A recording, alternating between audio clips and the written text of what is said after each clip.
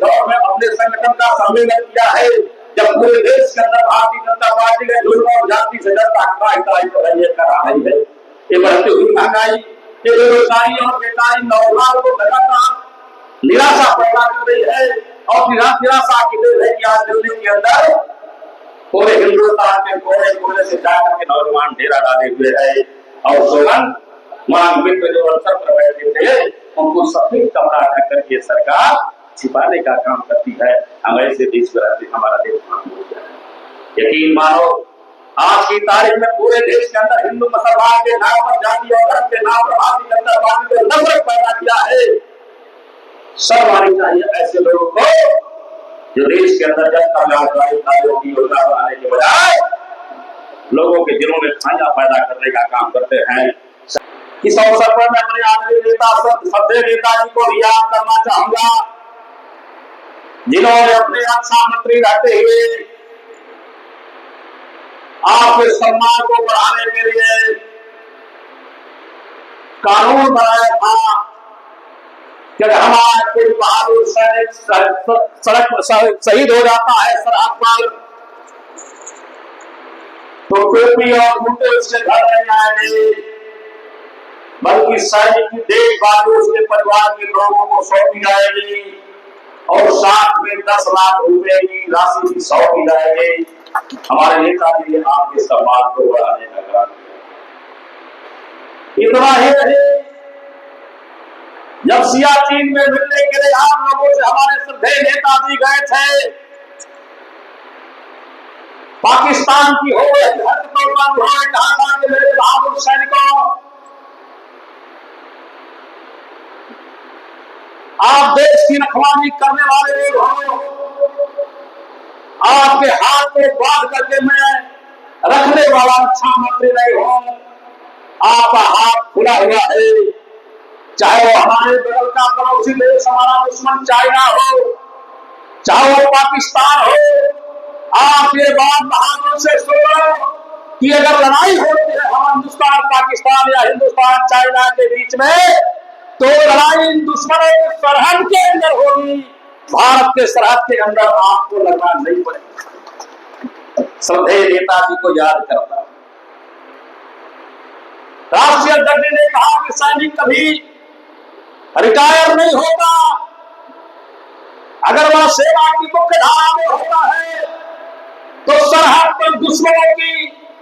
उठने वाली आंखों को तोड़ने का काम करता है, मरने का काम करता है, देश की हिफाजत करने का काम करता है। और जब रिटायर होकर के अपने घर पहुंचता है तो अपने परिवार के साथ ही अपने समाज की भी रक्षा की जिम्मेदारी का निर्वहन करता है। एक सैनिक कभी रिटायर नहीं होता। बहुत बहुत आभार करूंगा आदरणीय श्री अखिलेश यादव जिन्होंने अपने सैनिकों पर विश्वास करते हुए आने वाले 2027 के चुनाव में, जो चुनाव पूरे हिंदुस्तान के लिए नजीर बनेगा, एक उदाहरण बनेगा, आपकी महत्वपूर्ण भूमिका को समझते हुए और आपको लोकतंत्र, संविधान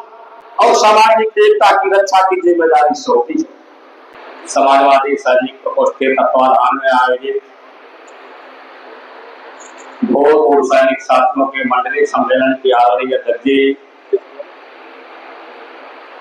मुख्य अतिथि के रूप में मंच पर विराजमान कर्नल शरद सरन जी,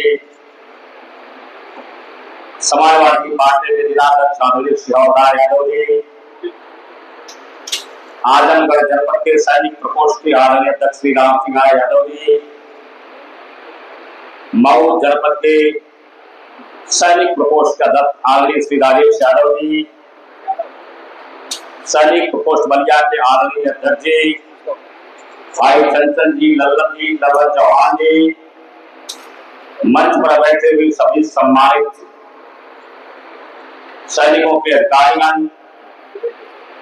महिलागण, मेरे सामने खड़े और बैठे बहादुर सैनिक साथियों, सबसे पहले मैं सैनिक प्रकोष्ठ के साथियों का बहुत बहुत आभार व्यक्त करता हूँ। आप सब लोगों को क्रांतिकारी सलाम करता हूँ। इसलिए कि आप लोगों ने एक सफल सम्मेलन का आयोजन किया। इस अवसर पर मैं अपने आदरणीय नेता श्रद्धेय नेताजी को याद करना चाहूंगा, जिन्होंने अपने रक्षा मंत्री रहते हुए आपके सम्मान को बढ़ाने के लिए कानून बनाया था कि अगर हमारा कोई बहादुर सैनिक सड़क पर शहीद हो जाता है सरहद पर, तो टोपी और जूते उसके घर नहीं आएंगे, बल्कि सैनिक की देखभाल उसके परिवार के लोगों को सौंपी जाएगी और साथ में 10 लाख रुपए की राशि भी सौंपी जाएगी। हमारे नेताजी ने आपके सम्मान को बढ़ाने का काम किया। इतना ही नहीं, जब सियाचिन में मिलने के लिए आप लोगों से हमारे श्रद्धेय नेताजी गए थे, पाकिस्तान की हो या धरती पर उन्होंने कहा था कि मेरे बहादुर सैनिकों, आप देश की रखवाली करने वाले लोग हो, आपके हाथ को बांध करके मैं रखने वाला अच्छा मंत्री नहीं हूं। आपका हाथ खुला हुआ है, चाहे वो हमारे बगल का पड़ोसी देश हमारा दुश्मन चाइना हो, चाहे वो पाकिस्तान हो। आप ये बात बहादुर से सुनो कि अगर लड़ाई होती है हम हिंदुस्तान पाकिस्तान या हिंदुस्तान चाइना के बीच में, तो लड़ाई इन दुश्मनों के सरहद के अंदर होगी, भारत के सरहद के अंदर आपको लड़ना नहीं पड़ेगा। श्रद्धेय नेताजी को याद करता। राष्ट्रीय अध्यक्ष ने कहा कि सैनिक कभी रिटायर नहीं होता, अगर वह सेवा की मुख्य धारा में होता है तो सरहद पर दुश्मनों की उठने वाली आंखों को तोड़ने का काम करता है, मरने का काम करता है, देश की हिफाजत करने का काम करता है। और जब रिटायर होकर के अपने घर पहुंचता है तो अपने परिवार के साथ ही अपने समाज की भी रक्षा की जिम्मेदारी का निर्वहन करता है।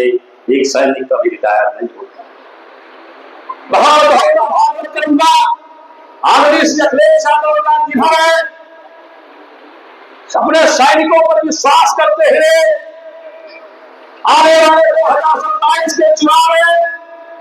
जो चुनाव पूरे हिंदुस्तान के लिए नजीर बनेगा, एक उदाहरण बनेगा, आपकी महत्वपूर्ण भूमिका को समझते हुए और आपको लोकतंत्र, संविधान और सामाजिक एकता की रक्षा की जिम्मेदारी सौंपी है। हमें इस बात में इसलिए कह रहे हैं कि हमारे पूर्वता साथियों ने, गुजराती साथियों ने अपनी बातों में आपको बताया कि आज की तारीख में हिंदुस्तान के ऊपर कितना बड़ा संकट है। सैनिक साथियों, आपका बहुत बहुत आभार व्यक्त करते हुए, बहुत बहुत धन्यवाद देते हुए कि आप सब लोगों ने ऐसे दौर में अपने संगठन का सम्मेलन किया है जब पूरे देश के अंदर भारतीय जनता पार्टी ने जुल्म और जाति से डरता करा रही है। ये बढ़ती हुई महंगाई, ये बेरोजगारी और बेकारी नौजवानों को लगातार निराशा पैदा कर रही है और निराशा की देर है कि आज दिल्ली के अंदर पूरे हिंदुस्तान के कोने कोने से जाकर के नौजवान डेरा डाले हुए है और सोलन मांग मित्र जो अवसर पर बैठे थे उनको सफेद कपड़ा ढक करके सरकार छिपाने का काम करती है। हम ऐसे देश में रहते, हमारा देश हो जाए। यकीन मानो आज की तारीख में पूरे देश के अंदर हिंदू मुसलमान के नाम पर, जाति और धर्म के नाम पर भारतीय जनता पार्टी ने नफरत पैदा किया है। सब आनी चाहिए ऐसे लोगों को जो देश के अंदर जनता लाभकारी कार्यों की योजना बनाने के बजाय लोगों के दिलों में खांजा पैदा करने का काम करते हैं। सैनिक साथ में तमाम बातों को कहने का अवसर नहीं है। मैं जानता हूं कि आप अपने अध्यक्ष जी को सुनना चाहते हैं। मैं ये भी जानता हूं कि तमाम हमारे सैनिक साथी जो अपने कदर में आपके सामने मानते, जो अपनी कहानियां बताते लड़ाइयों की, जो अपनी कहानियां बताते सीमाओं पर, जब उन्होंने रक्षक के रूप में हिंदुस्तान के सरहद की हिफाजत की थी, वो सुन करके हमारा भी मनोबल बढ़ता। हम भी चाहते कि हमारे घर के लड़के सैनिक बने और सेनाओं में जाए। वैसे तो मुझे एक बड़ा फख्र है कि राम अवतार यादव जी जो बैठे हुए हैं मेरे विधानसभा क्षेत्र के अंदर हैं और इनके बेटी से टिकट अगर बने तो मैंने उनके घर जाकर उसको स्वागत करने का काम किया था। मेरा भाई हीरा यादव आज विधानसभा मुबारक के सैनिक प्रकोष्ठ का अध्यक्ष है और मैं तमाम सभी साथियों से मिलता जुलता रहता हूँ, हालचाल लेता रहता हूँ। इसलिए कि आपकी 2027 में महत्वपूर्ण भूमिका है। आप 2027 में इस सरकार को बदलने वाले लोगों में हैं। सही कहा अध्यक्ष जी ने कि एक ऐसी अनुशासित सिपाहियों का एक फौज मिली है जो बिना किसी बारे के, बिना किसी किराए के